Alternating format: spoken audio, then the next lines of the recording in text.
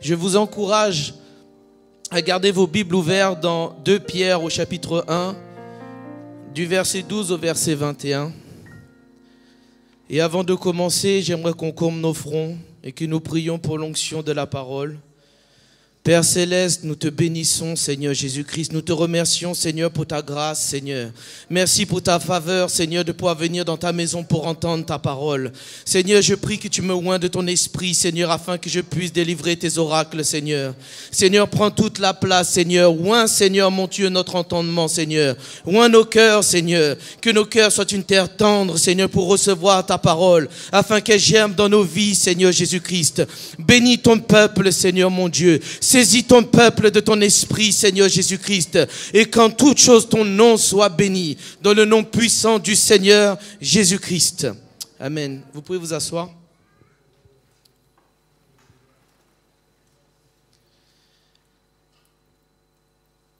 La meilleure défense contre les faux enseignements est d'être bâti sur la vérité, qui est la parole de Dieu. Une église remplie de chrétiens bouillants, avec une foi vibrante pour le Seigneur Jésus-Christ, n'est pas prête de tomber dans le piège de la croyance erronée des apostates. Mais cette vie chrétienne doit être basée sur l'autorité de la parole de Dieu. Dans les temps dans lesquels nous vivons, il faut que nos vies soient bâties sur la parole du Seigneur Jésus-Christ. Amen. Nous vivons les derniers temps. Nous devons être attachés à la parole de Dieu. Alors tenons-nous en éveil et rappelons-nous ce que nous dit la parole de Dieu. Amen. Les faux prophètes arrivent facilement à séduire les personnes qui ne méditent pas et qui ne mangent pas la parole de Dieu. Il y a beaucoup de personnes qui sont désireuses d'avoir une expérience spirituelle. Mais il est très dangereux de vouloir construire et avoir une expérience spirituelle tout en ignorant la parole de Dieu. Le but de l'apôtre Pierre est de nous montrer combien il est important de connaître et de sonder les Écritures et de mettre notre foi entière dans la parole de Dieu. Pierre met l'accent sur la sécurité et la pérennité de la parole de Dieu. Amen. La parole de Dieu ne change pas. Jésus-Christ est le même hier, aujourd'hui et éternellement. Ce qui nous est dit dans la parole de Dieu s'accomplira. Amen. Lorsque le Seigneur dit tu seras victorieux, tu seras victorieux. Amen. Lorsque le Seigneur dit, bâtis ta maison sur le roc, et lorsqu'il y aura une tempête, elle ne sera point ébranlée. Tu ne seras point ébranlé si tu es bâti sur la parole de Dieu. Parce que tu te tiens éveillé. Tu pries le Seigneur et tu cherches la face du Seigneur Jésus-Christ. Amen. Alléluia, Seigneur, aide-nous. Aide-nous à être bâtis sur ta parole. L'apôtre Pierre nous dit, du verset 12 au verset 15, que les hommes meurent, mais que la parole demeure éternellement. Éphésiens 2:20 nous dit ceci, que l'Église est fondée, l'Église est bâtie et édifiée sur le fondement des apôtres et des prophètes, Jésus-Christ étant lui-même la pierre angulaire. Nous sommes les générations suivantes, nous avons reçu l'héritage apostolique. Nous bâtissons sur ce fondement. Cependant, ce ne sont pas les hommes qui en sont le fondement, mais bien le Seigneur Jésus-Christ lui-même. 1 Corinthiens 3 au verset 11 nous dit qu'à personne ne peut poser un autre fondement que celui, à savoir Jésus-Christ. Amen. Il y a un seul et unique rocher, un seul et unique fondement, une seule et unique fondation, Jésus-Christ notre Seigneur. Et il n'y en a point d'autre. Cela ne peut pas être un homme, ni un pasteur, ni un prophète, ni un évangéliste, ni un docteur, mais Jésus-Christ seul, le seul et unique Dieu, le Dieu tout-puissant, l'alpha et l'oméga, le commencement et la fin. Amen. Il y a un seul fondement, c'est le Seigneur Jésus-Christ. Et il n'y en a point d'autre. Amen. Le Seigneur Jésus est la pierre angulaire qui tient l'ensemble de tout l'édifice. Éphésiens 2, 21 nous dit, « Et en lui, tout l'édifice bien coordonné s'élève pour être un temple saint dans le Seigneur. » Aujourd'hui, pour que l'Église perdure, elle ne peut pas être construite par des hommes seulement, mais elle doit être construite par le Seigneur Jésus-Christ lui-même. Il faut que les hommes et les femmes qui prêchent la parole de Dieu soient saisis par le Saint-Esprit et prêchent et déclarent le message qui vient du trône de la grâce aujourd'hui. Il n'y a point d'autre message que le message de l'Évangile. Amen. Il n'y en a point d'autre. Il n'y a point d'autre doctrine à part la saine doctrine que le Seigneur Jésus-Christ nous a donnée. Amen. La mort, l'ensevelissement et la résurrection du Seigneur Jésus-Christ. Voilà le fondement de l'Église. Voilà sur quoi l'Église est bâtie. Amen. Veillons, mes bien-aimés, car il y a beaucoup de faux prophètes et il y a beaucoup de séducteurs aujourd'hui. Notre Seigneur révéla à l'apôtre Pierre comment il allait mourir. Mettez-vous à la place de Pierre. Le Seigneur lui dit comment il mourra dans Jean 21 au verset 18. Ceci explique pourquoi peu de temps après la Pentecôte, Pierre fut rendu capable de dormir en prison la nuit qui précédait le jour où il devait être mis à mort. Il savait qu'Hérode ne pouvait pas prendre sa vie. Acte 12 au verset 1. Pierre n'est pas mort à Jérusalem.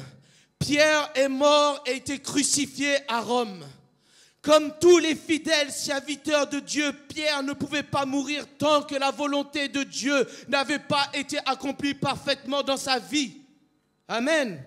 Peu importe les situations dans lesquelles tu passes, sache une chose, que le Seigneur tient ta vie entre ses mains. Peu importe les situations, tu ne mourras pas tant que tu n'auras pas accompli la volonté de Dieu sur cette terre. Amen. Hérode voulait tuer Pierre, il n'a pas pu le tuer. Parce que le Seigneur Jésus-Christ était avec Pierre même dans la prison. Peu importe où tu te trouves aujourd'hui, sache que le Seigneur Jésus-Christ est avec toi. L'ennemi peut essayer de t'enfermer, mais le Seigneur Jésus-Christ est avec toi. Il peut essayer d'étouffer ta voix, mais le Seigneur Jésus-Christ parlera au travers de ta bouche, car ton temps n'est pas encore venu. Amen. Église, le temps est venu pour l'Église de propager l'Évangile dans ce monde des ténèbres. Le temps est venu à l'Église d'être éveillée et de propager l'Évangile et de nous rappeler que le Seigneur nous a appelés des ténèbres à son admirable lumière pour publier les louanges de celui qui nous a délivrés des ténèbres aujourd'hui. Amen. Mon âme bénit le Seigneur parce qu'il nous a délivrés des ténèbres. Nous tous ici présents, nous étions tous dans les ténèbres. Mais aujourd'hui, nous vivons à la lumière de la parole de Dieu. Aujourd'hui, nous ne marchons pas comme des aveugles, mais nous marchons conduits par l'Esprit du Seigneur Jésus-Christ. Amen. Oh Seigneur, aide-nous. Aide-nous, Seigneur. Car Pierre avait au moins 3 motifs qui l'ont poussé à continuer son ministère. Le premier motif fut l'obéissance au commandement du Seigneur Jésus-Christ. Regardez au verset 12, il dit « Je vais toujours vous rappeler ces choses ». Il se souvenait ce que le Seigneur lui avait donné dans Luc 22, au verset 32, où le Seigneur disait « Quand tu seras revenu à moi, affermis tes frères ». Pierre savait qu'il devait, lorsqu'il serait revenu au Seigneur, il devait affermir ses frères. Amen. Son deuxième motif était simplement le fait qu'il voulait rappeler les bonnes choses qu'il fallait faire. Voilà pourquoi au verset 13, il dit « J'estime juste ». Juste vient du grec dikaios qui signifie droit, juste, vertueux, garder les commandements de Dieu. Il est toujours bon et juste d'affermir les saints et leur rappeler la parole de Dieu. Amen. Voilà pourquoi il est bon d'avoir des pasteurs qui prêchent l'évangile et la saine doctrine et qui nous rappellent constamment la parole de Dieu. Notre âme doit bénir l'Éternel pour nos pasteurs qui nous rappellent la parole de Dieu, qui nous exhortent, qui nous édifient, qui nous reprennent selon la parole de Dieu. Amen. Son troisième motif était exprimé dans les mots « j'aurai soin au verset 15. C'est le même mot qui est traduit par faire des efforts dans le verset 5 et verset 10 de 2 Pierre au chapitre 1. Cela signifie se hâter, faire quelque chose, être zélé pour l'accomplir. Aujourd'hui, nous devons être zélés pour accomplir la parole de Dieu. Aujourd'hui, plus que tout, nous devons être zélés et nous hâter à propager l'évangile dans ce monde perdu. Amen. Nous devons être zélés pour raffermir nos frères dans la parole de Dieu. Ceux qui sont faibles, de les raffermir et de les ramener au pied de la croix aujourd'hui. Il faut, Église, que les chrétiens se lèvent et ramènent et fassent tous leurs efforts possibles pour ramener ceux qui sont tombés au pied de la croix, les ramener à l'autel afin qu'ils se repentent de leurs péchés et qu'ils soient sauvés. Je ne peux pas me réjouir quand un frère tombe dans le péché ou une sœur, mais je dois faire comme Pierre tous mes efforts possibles et être zélé pour ramener la personne au pied de la croix du Seigneur Jésus-Christ, là où elle obtiendra la rédemption de ses péchés. Amen. Oh Seigneur, Pierre savait qu'il devait mourir, qu'il allait bientôt mourir. Mais il voulait s'occuper de ses responsabilités spirituelles avant qu'il parte, avant que le Seigneur le reprenne. Laissez-moi vous dire une chose, vous et moi, on ne sait pas quand le Seigneur nous reprendra. On ne sait pas quand le Seigneur viendra nous prendre. Je pense à mon frère Emmanuel Inyenge qui est parti.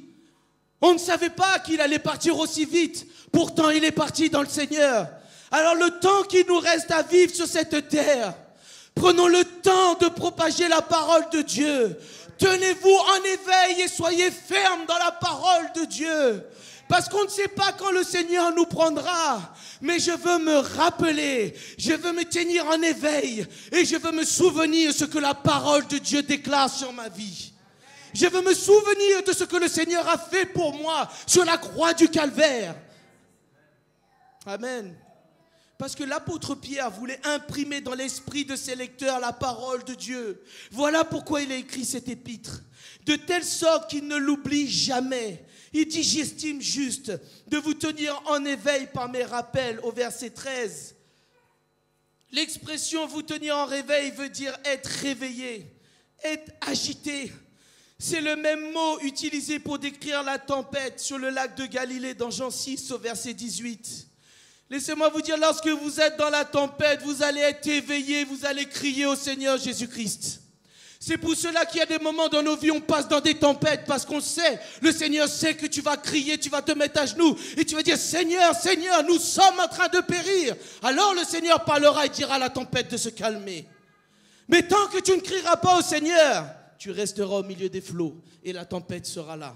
Mais quand tu crieras, alors les choses s'arrêteront. Voilà pourquoi il y a des moments où nous passons dans des épreuves, afin que nous restions éveillés. Amen. Pierre savait que notre esprit a tendance à s'habituer à la vérité et à la tenir pour acquise. Nous oublions ce dont nous devrions nous souvenir, et nous nous souvenons de ce que nous devrions oublier. On oublie qu'on doit se souvenir de la parole de vie.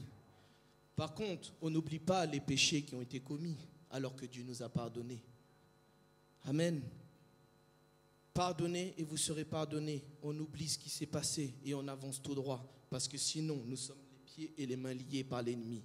Mais nous aujourd'hui, nous voulons nous rappeler que le Seigneur nous a dit pardonnez et vous serez pardonnés. Priez pour ceux qui vous maltraitent. Bénissez ceux qui vous font du mal. Pourquoi? Parce que je me rappelle de ce que le Seigneur me dit dans sa parole. Voilà pourquoi nous devons pardonner, nous devons nous aimer les uns les autres. Amen. Vous savez, nous ne devons pas prendre la vérité pour un acquis, mais on doit sonder la parole de Dieu jour après jour.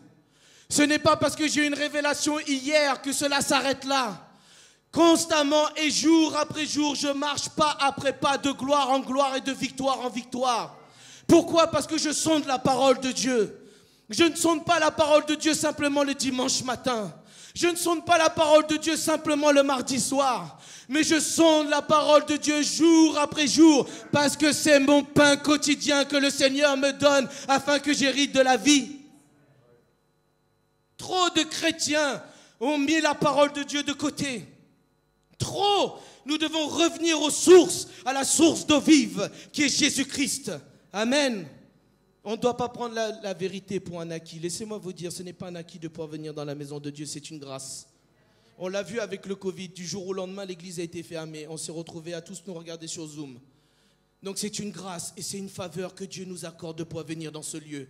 C'est pour ça qu'à chaque fois que nous sommes dans l'église, louons le Seigneur en esprit et en vérité. Je ne viens pas pour regarder qui loue ou qui ne loue pas. Mais moi, je veux louer le Seigneur. Moi, je veux bénir le Seigneur. Moi, je veux exalter le Seigneur. Moi, je veux entendre la parole et que la parole me parle et que je la mette en pratique. Amen. Je ne suis pas là pour regarder les autres, mais je suis là pour me sonder moi-même et écouter ce que le Seigneur a à me dire, afin que je sois transformé à son image, afin que je tienne et que je reste éveillé et que je me rappelle ce que le Seigneur m'a dit. Amen. Seigneur, aide-nous. Vous savez, la raison pour laquelle le Seigneur nous a donné le Saint-Esprit, c'est dans Jean 14, 26. Premièrement, c'est notre consolateur. Mais le consolateur, l'Esprit Saint, que le Père enverra en mon nom, il nous enseignera toutes choses et vous rappellera tout ce que je vous ai dit. Voilà pourquoi nous sommes remplis du Saint-Esprit. Oui, nous portons la gloire de Dieu. Oui, nous avons la puissance de Christ en nous. Mais en même temps, l'Esprit de Dieu nous rappelle tout ce que le Seigneur nous a dit. Amen. Mais pour qu'on se rappelle ce que le Seigneur nous a dit, il faut méditer la parole de Dieu. Amen. Le pasteur dit tout le temps, nous prions pour nos jeunes, ceux qui révisent. Si tu ne révises pas, le Seigneur ne te donnera pas les mots. Donc, nous devons méditer la parole afin que lorsque nous passerons dans l'ombre de la vallée de la mort, le Seigneur nous rappellera et nous donnera des paroles de connaissance et de sagesse. Amen. Philippiens 3.1 dit, « Je ne me lasse pas de vous écrire les mêmes choses, et pour vous cela est salutaire. » Souvent, j'ai pu entendre certaines paroles qui disaient, oui, on parle que de Actes 2.38, on parle que de la sainteté, on parle que du nom de Jésus, on voudrait des prophéties, on voudrait certaines choses. Mais sachez une chose, que si on nous rappelle la parole de Dieu, c'est parce que cela est pour nous salutaire. Amen. Parce que beaucoup cherchent, ils cherchent, mais finissent par s'égarer. Ah oui, le nom de Jésus, on connaît. Acte 2.38, on connaît. La sainteté, on connaît. Mais après, tu te retrouves où? Tu te retrouves à t'égarer, loin de la parole de Dieu, cherchant une expérience spirituelle qui va te conduire dans des doctrines de démons et dans la main des faux prophètes. On n'aime pas entendre ce genre de choses. Mais pourtant, il y a tant de faux prophètes sur Internet. Cliquez sur YouTube, vous allez voir tout ce qu'il y a. Il y en a une panoplie. Mais pourtant, l'homme de Dieu que le Seigneur a mis devant nous, que nous connaissons, que nous côtoyons, nous ne voulons pas entendre. Nous ne voulons pas entendre. Ah, le pasteur nous connaît, c'est pour ça. Pasteur nous connaît, mais le Seigneur nous connaît. Et le Seigneur donne au pasteur des paroles de connaissance et de sagesse pour édifier son église. Amen. Amen. Que le Seigneur nous aide aujourd'hui, parce que le Seigneur lui-même répétait, alors qu'il était le maître des maîtres, il répétait, il enseignait la parole de Dieu tout en répétant la parole de Dieu. Pourquoi? Parce que nous avons besoin d'entendre la parole de Dieu. Nous avons besoin qu'on nous répète les mêmes choses. Dites à un enfant, vous allez lui répéter les mêmes choses pour qu'il comprenne. Touche pas au feu, ça brûle. Il va toucher quand même, il va se brûler. Nous allons répéter, arrête de toucher, tu vas te brûler. Traverse la rue doucement parce que tu risques de te faire renverser. Pourquoi? Parce l'être humain a besoin qu'on lui répète certaines choses afin qu'il puisse comprendre et mettre en application ce qu'on lui dit. Voilà pourquoi à l'école on nous répète les mêmes choses afin que nous puissions appliquer ce qu'on nous dit. Seigneur, aide-nous à ne pas avoir le cœur endurci lorsque nous entendons la parole de Dieu. Aide-nous, Seigneur Jésus. Sans la parole de Dieu, l'Église pourrait disparaître en une génération. Si nous ne dépendions pas d'une révélation écrite, nous dépendrions alors purement d'une tradition orale. Vous savez, vous avez déjà joué au téléphone arabe. Je ne sais pas si quelqu'un y a déjà joué quand il était petit, mais vous avez compris Combien un simple mot peut changer de sens quand il passe d'une personne à une autre. Nous ne dépendons pas d'une tradition d'hommes morts, mais nous dépendons de la vérité qui est la parole de Dieu et qui est Jésus-Christ. L'homme meurt, mais la parole demeure éternellement. Si nous ne dépendions pas d'une révélation écrite, l'Église serait alors à la merci des mémoires humaines. Laissez-moi vous dire qu'aujourd'hui, les Israélites se basent plus sur le Talmud que sur la Torah en elle-même. Ils se basent sur les écrits des rabbins, sur le Talmud de Babylone que sur la parole de Dieu qui leur a été révélée. Voilà pourquoi ils vivent un calvaire, parce qu'ils vivent selon les traditions humaines. D'ailleurs, le Seigneur lui-même dit aux pharisiens, vous annulez la parole de Dieu pour faire des commandements d'hommes. Seigneur, aide-nous, Seigneur, à marcher selon tes commandements et selon ta parole qui nous a été donnée. C'est une grâce d'avoir la Bible. Allez en Chine, vous allez voir si vous allez avoir une Bible. Allez en Corée du Nord, vous allez voir si la Bible va passer. C'est une grâce et cette parole ne doit pas prendre la poussière sur l'étagère, mais elle doit être méditée. Les pages doivent être usées pour dire que nous méditons la parole de Dieu. Les Bibles ne doivent pas être toutes neuves avec des pages toutes neuves, mais elles doivent être usées avec des écrits dessus, des notes qu'on a prises lorsque le Seigneur nous a parlé. Amen. Seigneur, aide-nous. Vous savez, le Seigneur lui-même dit, il est écrit. Nous voulons résister aux faux prophètes, vous devez connaître la parole de Dieu. Vous voulez résister à l'ennemi, nous devons connaître la parole de Dieu. Nous devons dire, il est écrit. Amen, il est écrit. Parce que la parole de Dieu nous nourrit, nous dit 1 Pierre 2 au verset 2. Elle nous protège tant que nous croyons et que nous la mettons en pratique. Amen. Nous pouvons citer toute arme forgée contre moi sera sans effet. Mais si tu ne mets pas la parole de Dieu en pratique, tu es juste en train de faire une récitation de la parole de Dieu. Mais lorsque tu vis la parole de Dieu, alors toute arme forgée contre toi sera sans effet. La malédiction sans cause n'a point d'effet sur toi. Celui qui voudra rouler la pierre sur toi, elle reviendra sur lui. Amen. Oui, parce que tu marches selon les pratiques et en pratiquant la parole de Dieu. Amen. Deuxièmement, l'apôtre Pierre dit que les expériences passent, mais la parole demeure éternellement. Du verset 16 au verset 18. Ce paragraphe nous transporte sur la montagne de la transfiguration. Cette expérience est rapportée dans Matthieu 17 au verset 1, Marc 9, verset 2 à 8 et Luc 9, 28 à 36. Aucun des trois écrivains, ni Matthieu, ni Marc, ni Luc, était sur la montagne. Par contre, Pierre y était. Du verset 12 au verset 18, il nous rappelle son expérience sur le mont de la transfiguration. Il se sert 2 fois du mot tente dans le verset 13 et 14. Et cela nous ramène à ces paroles où il dit « Si tu le veux, je dresserai ici 3 tentes » dans Matthieu 17 au verset 4. Au verset 15, l'apôtre Pierre utilise le mot départ qui signifie exode en grec. Le Seigneur Jésus considère sa mort sur la croix comme un exode. L'exode est l'image de l'œuvre que le Seigneur Jésus-Christ est venu accomplir.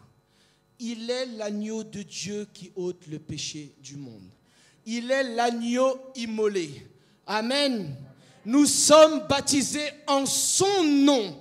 C'est en sa mort que nous avons été baptisés. Nous sommes remplis aujourd'hui du Saint-Esprit. Et nous-mêmes, nous avons commencé notre exode aujourd'hui, car nous sommes sortis du pays d'Égypte et nous marchons vers la terre promise. Amen. Nous marchons vers le ciel. Nous ne marchons plus dans ce monde des ténèbres, mais nous marchons vers le ciel, Église. Amen. Le Seigneur Jésus-Christ veut délivrer comme Moïse délivra Israël du pays d'Égypte. Amen. Pierre pouvait dire que c'était un exode de mourir. Je suis mort en Christ. J'ai commencé mon exode aujourd'hui et je veux continuer mon pèlerinage vers la cité céleste qui est la nouvelle Jérusalem. Église, je ne sais pas pour vous, mais moi je veux me réjouir que mon Seigneur revient bientôt. Je veux me rappeler constamment chaque matin quand je me lève que Jésus-Christ revient bientôt et qu'il vient prendre son Église qui porte son nom. Amen. Le verset 16 à 19 se réfère à Pierre, Jacques et Jean qui étaient sur le mont de la transfiguration avec le Seigneur. Jean relate cet événement en disant dans Jean 1,14 « Nous avons contemplé sa gloire ». Ces trois apôtres devaient garder ce secret jusqu'à ce que le Seigneur soit ressuscité des morts, dans Matthieu 17 au verset 9. Mais quelle est la signification de la transfiguration? Bon, il y a tant de choses à dire dessus. Pierre vit le Seigneur Jésus-Christ dans toute sa gloire. Ceci lui a confirmé ce que le Seigneur lui avait dit dans Matthieu 16 au verset 16. Lorsque le Seigneur posait la question, « Qui dites-vous que je suis ?» Pierre répondit, « Tu es le Christ, le Fils du Dieu vivant. » Et lorsqu'il vit le Seigneur sur la montagne de la transfiguration, il vit le Seigneur Jésus-Christ dans toute sa gloire, dans toute sa majesté. Amen. Et le Seigneur avait promis une chose à ses disciples. Il avait dit à ses disciples qu'avant de mourir, certains verraient le royaume de Dieu dans toute sa puissance. Et cela eut lieu sur le mont de la transfiguration. Pierre utilisa cet événement. Pourquoi? Parce qu'il y avait des faux prophètes, des apostats qui prétendaient que le royaume de Dieu n'arriverait pas dans 2 Pierre 3 au verset 3. Mais merci Seigneur qu'aujourd'hui, nous pouvons voir la gloire du Seigneur Jésus-Christ au travers de la famille de Dieu et au milieu de l'Église. Amen. Alléluia. Les faux docteurs niaient la promesse du retour du Seigneur Jésus-Christ. À la place des promesses de Dieu, ces faussaires inventaient des fables habilement conçues, il nous est dit au verset 16, qui volaient aux croyants cette heureuse espérance. Le mot fable signifie mythe. Et aujourd'hui, dans les chrétientés, il y a beaucoup de mythes. Il y a des personnes qui sont toujours liées par des démons. Ils sont délivrés constamment des démons. Mais où est l'œuvre de la croix? Qu'est-ce que le Seigneur Jésus-Christ a accompli sur la croix? Il a dit, j'ai tout accompli. C'est par mes meurtrissures que vous êtes guéris. C'est par ces meurtrissures que vous êtes délivrés. C'est par son sang que vous êtes lavés. Il y a tant de mythes à ce sujet. Lorsque tu es délivré d'un démon, tu es délivré totalement et tu es rempli du Saint-Esprit. Il n'y a point de place pour une cohabitation entre un démon et l'Esprit de Dieu. Le temple de Dieu n'est pas un temple d'idole. Le temple de Dieu est le temple du Saint-Esprit. Nous sommes le temple du Saint-Esprit. Et il y a trop de mythes aujourd'hui qui disent à certains chrétiens, tu es possédé, tu es lié par tes ancêtres, tu es lié par ceci, tu es lié par cela. Mais laisse-moi te dire aujourd'hui que lorsque tu es en Christ, tu es une nouvelle création. Les choses anciennes sont passées. Voici, toutes choses sont devenues nouvelles. Amen. Parce que tu es mort au péché, tu es mort à ta chair. Les choses anciennes peuvent t'atteindre simplement si tu marches dans la chair. Mais si tu marches dans l'esprit, peu importe ce qu'ont fait tes ancêtres, peu importe ce qu'ils ont fait, les incantations qu'ils ont pu faire, cela ne te touchera pas parce que tu es une nouvelle création. Alléluia. On est venu, frère Alexandre, je suis lié par des démons. Tu n'es pas lié par des démons. Tu es lié par la convoitise qui te pousse à aller vers ces choses démoniaques et qui te font plonger dans les ténèbres. Repousse la convoitise. Amen. Repousse l'esprit d'impudicité. Si tu as des pensées impudiques, repousse l'esprit d'impudicité. Repousse-le et dis non, je serai pur parce que mon Dieu est pur. J'aurai des pensées pures parce que mon Dieu est saint. Amen. Amen. Trop de chrétiens aujourd'hui vivent dans l'impudicité et sont liés dans l'impudicité à cause de la convoitise. À cause de la convoitise. Ils n'aiment pas quand on leur prêche que tu dois mourir à ta chair. Ils n'aiment pas qu'on prêche que tu dois te renier toi-même, que tu dois renier ton moi. Non, je suis puissant, je suis glorieux, je suis victorieux, je suis grand en Christ. Les gens aiment entendre ça. Pourtant, le Seigneur dit, tu dois être humble. Tu dois mourir à ta chair. Le Seigneur dit, tu dois porter ta croix et me suivre. On n'aime pas entendre ça. On n'aime pas porter sa croix. On n'aime pas renoncer à ces choses. Je veux un bon travail. Je veux ceci, je veux cela. Je veux une belle maison. Je veux une belle voiture. Le Seigneur dit, prends ta croix et suis-moi. Prends ta croix et suis-moi. Mais on se moque de moi. Prends ta croix et suis-moi. Peu importe qui te regarde à gauche, à droite, prends ta croix et suis le Seigneur Jésus-Christ. Amen. Peu importe ce qu'on peut penser de nous, prends ta croix et suis le Seigneur Jésus. Souviens-toi de ce que le Seigneur t'a dit. Et sois en éveil et porte ta croix et suis le Seigneur Jésus-Christ. Prends ton autel quand tu vas au travail. Prends-le et mets-toi à genoux. Seigneur, sauve. Sauve. Sauve. Ah, on veut voir le réveil. Le réveil commence dans l'église. Le réveil n'est pas pour le monde, mais pour l'église. Lorsque le réveil est venu, lorsque l'église est réveillée, alors les âmes vont rentrer dans ce lieu.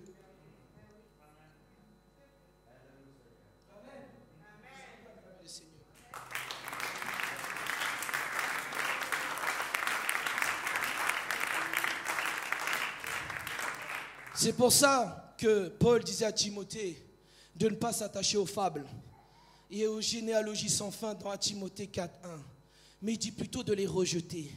Au verset 7 de 1 Timothée 4. Paul disait qu'il viendra un temps où dans l'église, les gens, les chrétiens ne supporteront plus la saine doctrine. Mais ils auront les oreilles qui démangent et ils voudront s'attacher à des fables. Quelque chose qui leur fait du bien. Quelque chose qui égaye la chair. Mais vous savez, je ne veux rien de la chair. Je veux marcher dans l'esprit. Je ne veux rien de ce qui est charnel. Mais je veux marcher dans le Saint-Esprit. Alléluia. Il y a beaucoup de personnes qui tombent à cause de leur marche charnelle. Nous devons marcher dans l'Esprit. Église, soyons en éveil et rappelons-nous de ce que le Seigneur nous dit.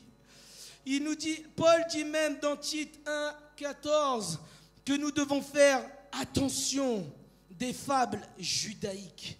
Ce sont des mythes aussi. Prenons attention. Il y a de la cabale chrétienne aujourd'hui. Nous devons veiller à rester dans la parole de Dieu. Il n'y a pas de révélation extra-biblique. Il n'y a pas de révélation extra-biblique. Il n'y a pas de culte des anges. Tout ceci est anathème. Il est anathème. Il y a des gens qui vont le culte des anges. Il y a même des personnes qui dansent avec les anges et qui ont des danses prophétiques. Où cela est écrit dans la parole? La parole de Dieu déclare que Dieu siège au milieu de la louange d'Israël. Nous ne dansons pas avec les anges, mais nous dansons dans la présence de Dieu. Je n'ai pas de révélation extra-biblique, parce que si c'est extra-biblique, cela veut dire que ça ne vient pas de Dieu. La Bible dit que cette parole est esprit et vie. Elle est esprit et vie. C'est-à-dire que si c'est extra-biblique, c'est que c'est démoniaque. Et c'est une doctrine de démon. Amen. Je veux une révélation de la parole de Dieu. Je veux une révélation des profondeurs du Seigneur Jésus-Christ.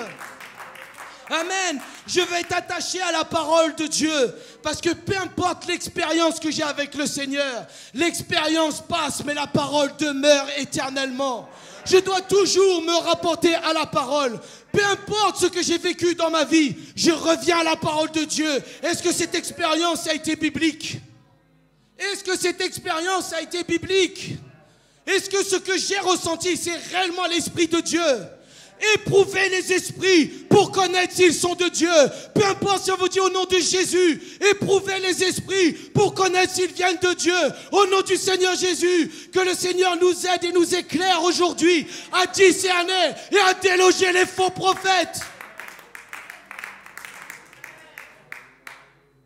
Vous savez, il y a beaucoup de faux prophètes aujourd'hui. C'est pour ça que l'apôtre Pierre a dit, tenez-vous en éveil et rappelez-vous. Rappelez-vous, parce qu'aujourd'hui, on nous dit même que nous devons suivre même un prophète pour être sauvés. Nous devons suivre un prophète pour être sauvés. Parce qu'ils disent que c'est le ministère des prophètes qui doit être établi. Ils établissent Jésus-Christ comme un prophète. Et celui qui nie la divinité de Christ, celui-là est de l'antéchrist. Celui qui te dit que l'œuvre de Christ ne suffit pas est de l'antéchrist. Je ne veux pas citer les noms, il y a des branhamistes, il y a des kibanguistes, il y a des kakouistes, et j'en passe. Et j'en passe. Des fausses doctrines qui souillent les chrétiens. Faites attention, mes bien-aimés. Prenons garde, parce qu'il s'agit de vie ou de mort. Si une personne croit en la vérité, elle sera sauvée. Si une personne croit au mensonge, elle périra pour l'éternité. Tu peux être dans l'église et croire au mensonge et être perdu alors que tu entends la vérité. Si près et pourtant si loin. Je ne peux pas être presque sauvé. Je dois être sauvé. Je ne peux pas être convaincu de devenir chrétien comme disait Agrippa à Paul. Mais je dois être un enfant de Dieu. Seigneur, aide-nous. Parce que la transfiguration nous révèle la gloire de Dieu. Moïse représentait la loi. Élie représentait les prophètes. La loi et les prophètes annonçaient une seule chose. La venue du Seigneur Jésus-Christ dans Hébreux 1, du verset 1 au verset 3. Le Seigneur Jésus-Christ a accompli la loi et les prophètes. Matthieu 5 au verset 17. Nous croyons à la parole de Dieu parce que Jésus-Christ est la parole faite chair et que cette parole est vivante et que cette parole me donne la vie et que cette parole m'édifie, m'encourage et me sauve. Amen. Vous savez, tous ceux qui s'opposent à l'écriture ne s'opposent pas à Moïse, ils ne s'opposent pas à Élie, ils ne s'opposent pas à Pierre, ils ne s'opposent même pas au pasteur, mais ils s'opposent à Jésus-Christ lui-même. S'opposer à l'autorité de la parole de Dieu, c'est s'opposer au Seigneur Jésus-Christ lui-même. Seigneur, aide-nous, car il y a une grande leçon pratique que Pierre, Jacques et Jean ont dû apprendre. Vous savez, les trois ont souffert. Jacques fut le premier apôtre à mourir dans Actes 12 du verset 1 à 2. Jacques, le frère de Jean, pas Jacques, le frère du Seigneur Jésus-Christ. Jean eut une longue vie qui le conduisait en exil sur l'île de Patmos, dans Apocalypse 1:9. Pierre a souffert pour le Seigneur et il fut crucifié la tête en bas.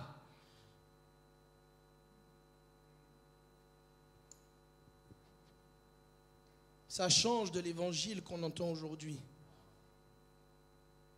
Seigneur, parle à nos cœurs, que nous ne soyons pas séduits par la prospérité, mais que nous soyons au pied de la croix.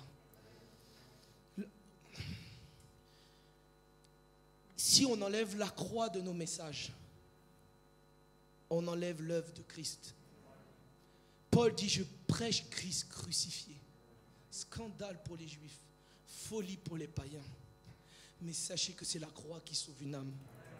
Et on est en train de retirer la croix des églises.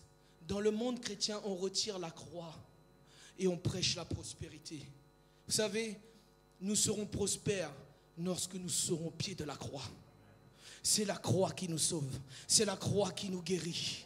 C'est le Seigneur Jésus-Christ que je veux contempler au pied de cette croix ensanglantée. Là où j'ai eu le pardon de mes péchés, là où j'ai eu la rédemption, je veux rester attaché à la croix. Et je ne sais pas pour toi aujourd'hui, ici présent, si tu veux demeurer au pied de cette croix, mais je t'encourage à demeurer au pied de la croix ensanglantée, là où tu hériteras de la vie éternelle et non ailleurs. Et Pierre dit, pour conclure, que le monde s'assombrit, mais la parole de Dieu continuera à briller.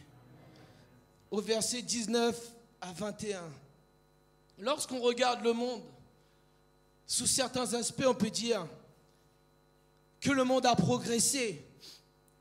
Je remercie le Seigneur pour les progrès dans la médecine, les moyens de transport, de communication. Mais sachez une chose, que le cœur de l'homme, lui, n'a pas changé. Tous les progrès que l'on peut voir n'ont pas fait progresser nos vies. La science médicale permet aux gens de vivre plus longtemps, mais ça ne leur garantit pas de vivre mieux. Une pilule ne pourra pas changer ta vie. Un antidépresseur ne changera pas ta vie, mais l'Esprit de Dieu en toi transformera ta vie. Notre monde s'enfonce de plus en plus dans les ténèbres. Le Seigneur lui-même, dans son sermon sur la montagne, disait qu'il y aurait des fausses doctrines dans Matthieu 7, du verset 13 au verset 29. Paul donne des avertissements similaires aux anciens de l'Église dans Actes 20, versets 28 à 35. Tant de fois le Seigneur nous alerte sur les fausses doctrines et sur les faux prophètes. Veillons, car la fin de toute chose est proche. Même l'apôtre Jean, l'apôtre de l'amour, nous avertit sur les enseignements antéchrist dans 1 Jean, chapitre 2, du verset 18 au verset 29. Ils ont averti l'Église que des faux prophètes envahiraient les églises locales. Ils introduiraient des fausses doctrines, tromperaient les gens. Mais aujourd'hui, l'Église doit briller. Parce que l'apôtre Pierre dit ceci, que c'est une parole sûre au verset 19. Amen. Les faux docteurs voudraient essayer de discréditer la venue du Seigneur Jésus-Christ. Vous savez, on oublie souvent que le Seigneur revient bientôt. Nous devons être attachés à son retour. Nous devons être attachés à son retour. Église, nous devons être attachés à son retour. Il revient bientôt. Et vous savez, sa parole est sûre. Parce qu'il nous a dit que la loi de l'Éternel est parfaite et qu'elle restaure l'âme. Le témoignage de l'Éternel est véritable et il rend sage l'ignorant. Les ordonnances de l'Éternel sont droites. Elles réjouissent le cœur. Les commandements de l'Éternel sont purs et elles éclairent les yeux. Psaume 19, 8 à 9. Tes témoignages sont entièrement véritables. Psaume 93, 5. Et toutes les ordonnances de l'Éternel sont véritables. Au psaume 111, verset 17. La parole de Dieu est sûre et véritable. Voilà pourquoi aujourd'hui je me confie en elle. Amen. Faites le parallèle entre le verset 16 et le verset 19. Faites ce parallèle. Il dit, ce n'est pas en suivant des fables habilement conçues.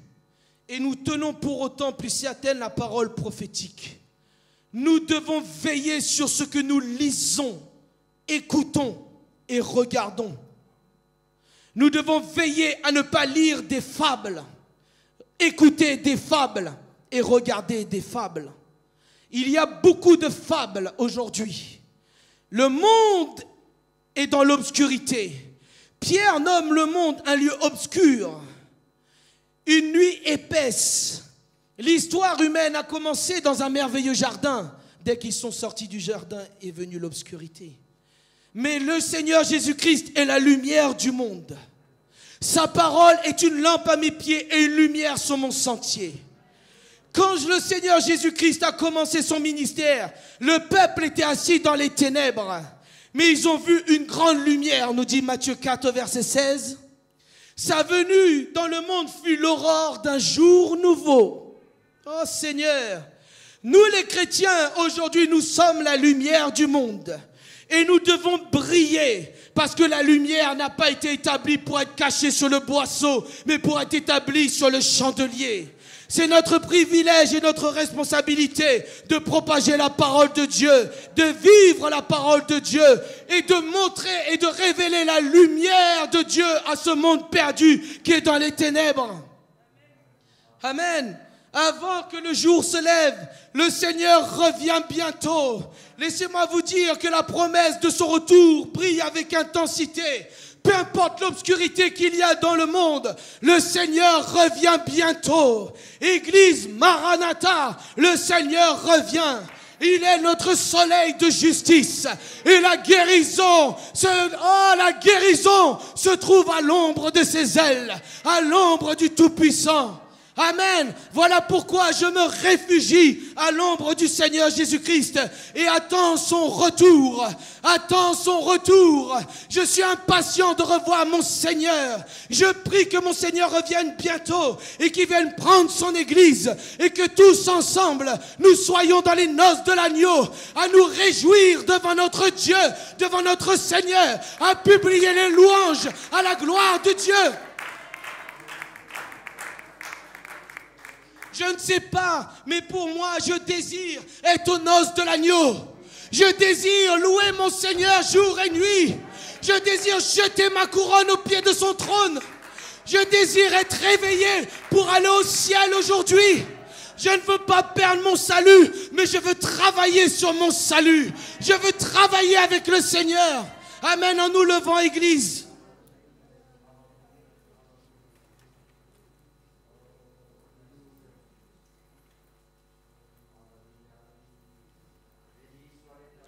Si nous ne méditons pas sa parole et nous ne passons pas du temps dans la prière, c'est que nous ne l'attendons pas. Et nous serons la proie des faux prophètes. C'est la parole de Dieu qui rend cette attente lumineuse. L'esprit et l'épouse disent: viens, Seigneur Jésus-Christ. Les hommes meurent, mais la parole vit. Les expériences passent, mais la parole demeure éternellement. Le monde s'obscurcit, mais la lumière de la parole brille jour après jour. Voici le message que l'apôtre Pierre nous donne. Réveillez-vous et souvenez-vous. Une église qui dort est un terrain de jeu pour le diable. C'est parce que les hommes dormaient que l'ennemi vint et sema de l'ivraie. Pierre s'endormit sur le mont de la transfiguration et faillit manquer l'événement. Alors mes bien-aimés, soyons vigilants, réveillons-nous et souvenons-nous de ce que le Seigneur veut accomplir dans notre vie. Parce qu'un vieux cantique dit ceci. Il dit: oh, prends mon âme, prends-la Seigneur, et que ta flamme brûle en mon cœur. Que de tout mon être vibre pour toi. Sois seul mon maître, ô divin roi. Et après il dit: du mal perfide, ô garde-moi. Viens, sois mon guide, chef de moi foi. Quand la nuit voile tous mes yeux, sois mon étoile et brille des cieux. Et ce cantique est conclu par: voici l'aurore d'un jour nouveau. Le ciel se dort d'un feu plus beau. Jésus s'apprête. Pourquoi gémir? Levons nos têtes. Il va venir. Alléluia. Église, voici l'aurore d'un jour nouveau. Le ciel se dort des feux plus beaux. Jésus s'apprête. Pourquoi gémir? Levons nos têtes, il va venir. Source de vie, de paix, d'amour, vers toi je crie, la nuit et le jour.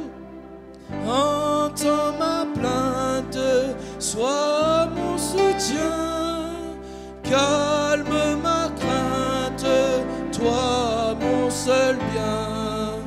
Voici l'aurore d'un jour nouveau, le ciel se dort de feux plus beaux. Jésus s'apprête, pourquoi gémir? Levons nos têtes, il va venir. Alléluia Église, alléluia Église.